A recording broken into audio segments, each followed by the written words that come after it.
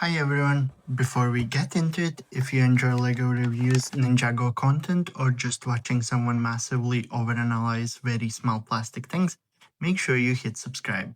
It really helps the channel out, especially if you want more longer form LEGO content like this, and not just shorts. Right, let's talk about it.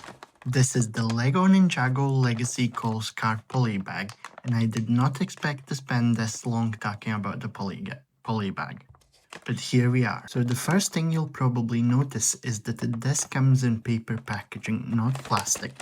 And honestly, that already sets the tone for this release. LEGO has been slowly moving polybags over to paper, and I know opinions are mixed, but personally, I actually really like it. It feels more premium, it feels more intentional, and it also makes the whole thing feel less like a throwaway impulse item and more like an actual product.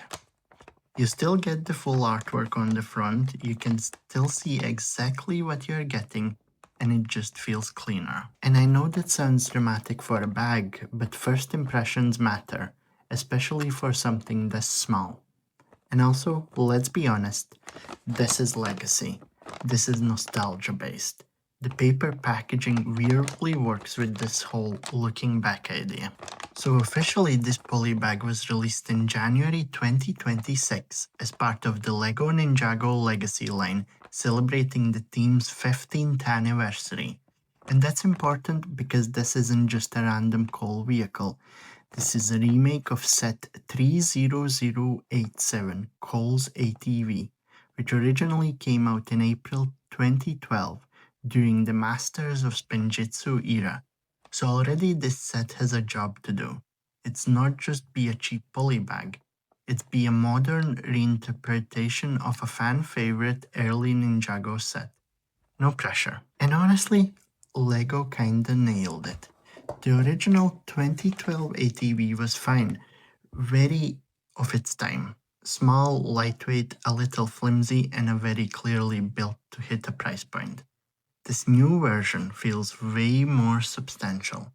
You get proper rubber tires instead of tiny plastic wheels, a slightly larger footprint overall, 12 more pieces than the original, and 12 pieces might not sound like a lot, but at this scale, it actually makes a difference.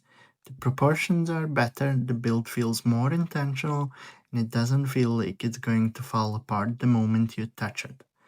I keep picking it up while talking, and every time I do, it just feels finished. And I know I'm going to keep saying that, but it's true. What I really like here is that LEGO didn't try to over-design this. They could have added a bunch of random spikes or flick fire missiles or something, but they didn't. They kept it simple but modern. This feels like how you remember the original ATV looking, not how it actually looked.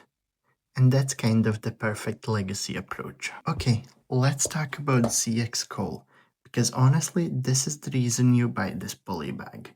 You get a full legacy ZX Cole minifigure complete with shoulder pads, and that is a big deal. Even the original 2012 release did not include the shoulder pads, which always felt like a weird omission.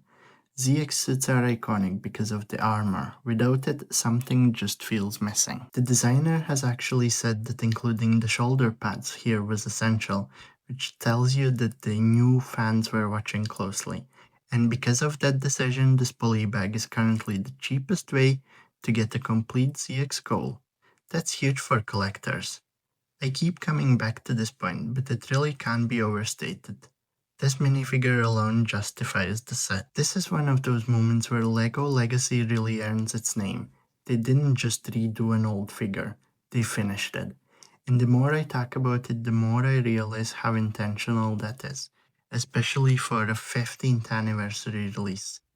It feels like LEGO saying, yeah, we know, we should have done this the first time. Now weirdly, this set isn't sold directly by LEGO. In the UK you can find it at places like B&M or online at bricabrac.co.uk. And honestly, that almost makes it more fun. It feels like one of those sets you stumble across in a shop, grab without thinking, and then later realize it was actually a really good pickup. It's priced exactly where a polybag should be, cheap enough to impulse buy, but good enough to feel worth it. Between the upgraded build, the improved vehicle design, and the fully complete ZX Gold minifigure, this thing punches way above its weight. I paid more for sets that give me less. And yeah, I know I keep circling back to value, but with small sets like this, that's kind of the whole conversation. So after talking about this for probably way longer than anyone expected, where do I actually land? It's simple.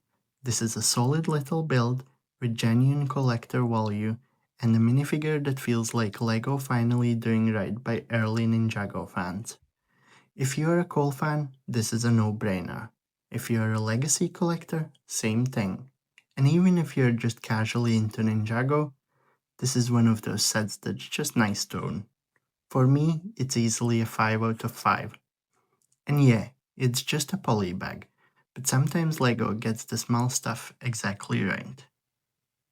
If you enjoyed this review, make sure to like, subscribe, and let me know in the comments what other Ninjago Legacy sets you want me to cover next. Right, I'll stop talking now. Bye!